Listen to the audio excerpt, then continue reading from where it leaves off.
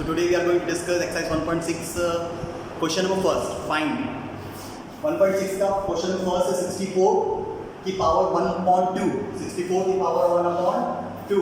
You can see that कि 64 की power 1/2 उसमें अपने को find करना है.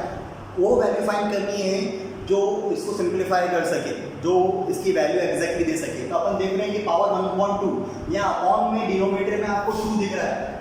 डिनोमिनेटर में आपको 2 दिख रहा है. आप देख सकते हैं कि ऐसी कौन सी वैल्यू आप सोच सकते हैं जिसका अगर अपन ट्वाइस पर मल्टीप्लाई करें तो आपको 64 मिल जाए. ऐसी कोई वैल्यू है? आप बोलोगे सर है. क्या हो सकती है? 8 एरिया 64. आपको पता है 8 एरिया 64. तो 64 को मैं क्या लिख सकता हूँ? 8 की पावर 2 और बाहर की पावर क्या है? 1/2. अगर मैं पावर ब्रैकेट ओपन करके पावर को मल्टीप्लाई में कर दूं तो 2 से 2 कट जाएगा. आंसर क्या बचेगा? 8. This is your answer. This is your answer. Hope you are able to see this. 8 is your answer. Now we are going for question number second. 32 power 1/5. आपको फिर आप इस डिनोमिनेटर में क्या मिला है? 5.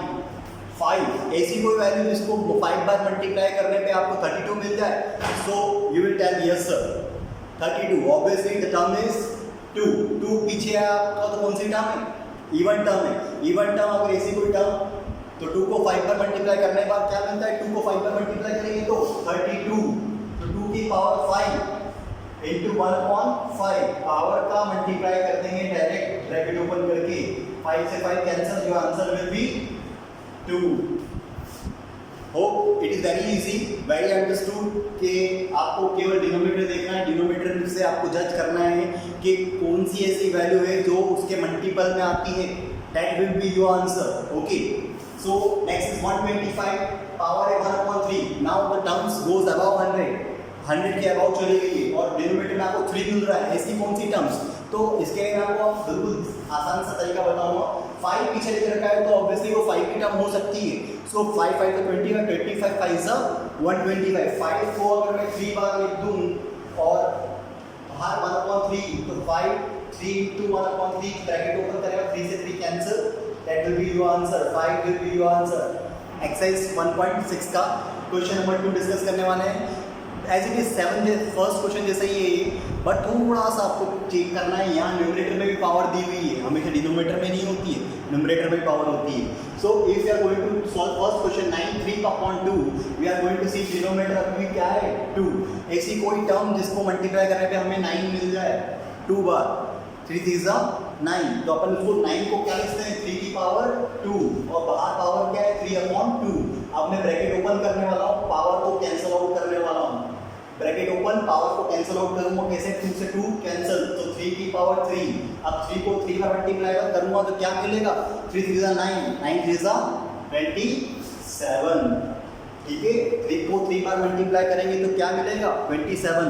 Going for next second question 32 2/5. अब ऐसी कोई टर्म जिससे 32 आ जाए और वो कितनी बार मल्टीप्लाई होना चाहिए? 5 बार. तो आप इजीली बोल सकते हो सर इट विल बी 2 की पावर 5 और बाहर वाली पावर क्या है? 2/5. 32 को मैंने 2 की पावर 5 क्यों लिखा? क्योंकि 2 2 जा और 4 2 जा 8 8 2 16 16 2 जा 32. 2 को 5 बार मल्टीप्लाई करेंगे 32 मिलेगी इसलिए. और फिर पावर को बाहर लेके आएंगे ब्रैकेट में तो 5 into 2/5 5 से 5 कैंसिल. सो 2 की पावर 2 कितना होता है? 2 2 जा 4 will be your answer. Going for next question 16 3/4. अब भी डिनोमिनेटर में पावर क्या है? 4 है. न्यूमरेटर से अपने को कुछ भी मतलब नहीं. न्यूमरेटर से अपन बाद में यूज करेंगे. बस डिनोमिनेटर को अपने को क्या करना है? यूज करना है. यहाँ पावर क्या है डिनोमिनेटर की? 4. पावर 4 है तो अब ऐसी कोई टर्म जिसको 4 बार मल्टीप्लाई करने पे 16 मिलता है. अब आप बोलोगे सर 4 हो सकती है पर 4 4 जा तो 16 2 बार ही हो गया है. 2 4 कोई 16 मिल जाए पर अपने को 4 टर्म्स चाहिए तो इट विल बी 2 2 2 जा 4 2 जा 8 8 2 जा 16. सो 2 की power 4 will be your answer. और बाहर पावर कितनी है? 3/4. अब पावर को ब्रैकेट ओपन करके पावर का मल्टीप्लाई कर देंगे. 4 से 4 कैंसिल आउट तो 2 की पावर 3 कितना आंसर आएगा? 8 2 2 जा 4 4 2 जा 8 8 विल बी योर आंसर.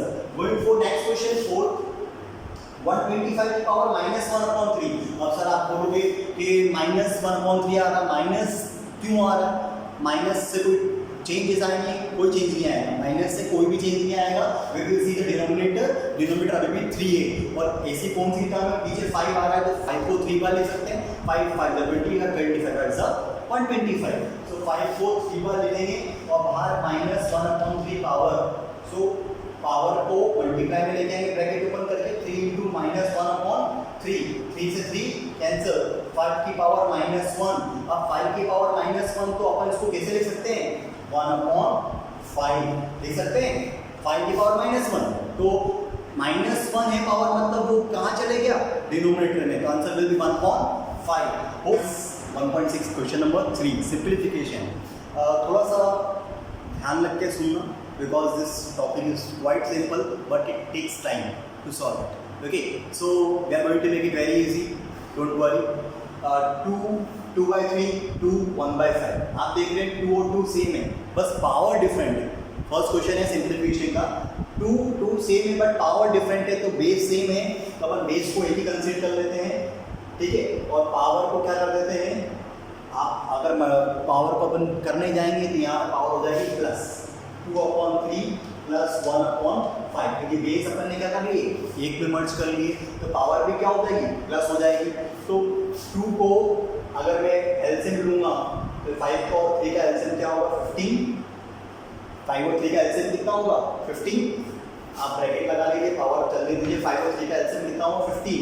अब 15 एलसीएम हुआ तो आपको अगर एलसीएम निकालना नहीं आता है तो I will just suggest you कि 3 और 5 बोथ आर डिफरेंट टर्म्स, जो कि एक दूसरे के टेबल में नहीं आते, तो आप उसका मल्टीप्लाई कर दीजिए। 5 3 × 15। अब 3 की टेबल में 15 कितनी बार आता है, 5 बार आता है, तो 5 का मल्टीप्लाई 2 से कर दीजिए, 10। 5 2 10।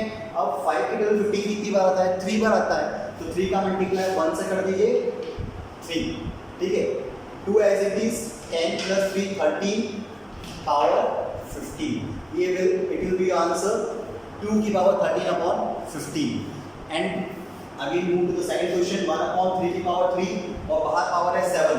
आप देख रहे हैं बाहर पावर कितनी लगी हुई है, 7 लगी है। इसी पावर का मैं जस्ट अंदर मल्टीप्लाई कर देता हूँ, 1 की पावर 7 और 3 की पावर 3, तो 3 से और 7 का मल्टीप्लाई भी कर दिया, तो आंसर क्या आएगा, 1 की पावर 7 मतलब 1 ही, और 3 की power 7 3 21। It will be your answer. It is very simple. And question number 3, इसका 11 और 11 आप देख रहे बेस सेम है। जब भी मैंने आपको बताया था बेस इधर सेम था तो मैंने मर्ज कर दिया था। अब इधर सेम है तो बेस को मैं क्या करूँगा, एक ही बार लिखूंगा और पावर को क्या कर दूंगा, यहाँ पावर प्लस हुई थी क्योंकि मर्ज करा था, और यहाँ पावर ऊपर नीचे है तो वो नीचे से ऊपर जाएगी तो काय में चेंज जाएगी, माइनस में हो जाएगी। मतलब मैं पावर को माइनस में कन्वर्ट कर दूंगा, बिकॉज ये 1.4 ऊपर जाएगा तो क्या बन जाएगा, -1/4। मैं एलसीएम लेता हूँ चीज का 2 और 4। आप देख रहे हैं मैंने यहाँ बताया था 5 और 3 डिफरेंट टर्म्स एक दूसरे टेबल में नहीं आती है, बट यहाँ 4 और 2 एक दूसरे टेबल में आती है, तो बिगर टर्म कौन सी है, 4, ठीक है। 2 की टेबल 4 कितनी बार आता है, 2 बार, तो 2 का मल्टीप्लाई 1 से 2, -4 की टेबल 4 कितनी बार आता है, 1 बार, तो 1 का मल्टीप्लाई 1 से, so 11 2 - 1 1/4, it will be your answer. Now move to the next question, fourth question of this chapter. इसी का फोर्थ क्वेश्चन देखेंगे अपन, क्या है फोर्थ क्वेश्चन, लास्ट है इसका फोर्थ। 7 की पावर 1/2 और 8 की पावर 1/2। आप देख रहे हैं base are different but powers are same, so पहले बेस का मल्टीप्लाई कर दूं, 7 8 या 56, फिर पावर लगाता हूं, पावर सेम है तो सेम पावर लगाता हूं, 56 की power 1/2, that will be your answer. अपन ने हमेशा ध्यान रखना बेस सेम हो तो बेस को एक ही लिया है, पावर सेम हो तो पावर को एक ही कंसीडर किया है, दैट इज योर सिंप्लीफिकेशन।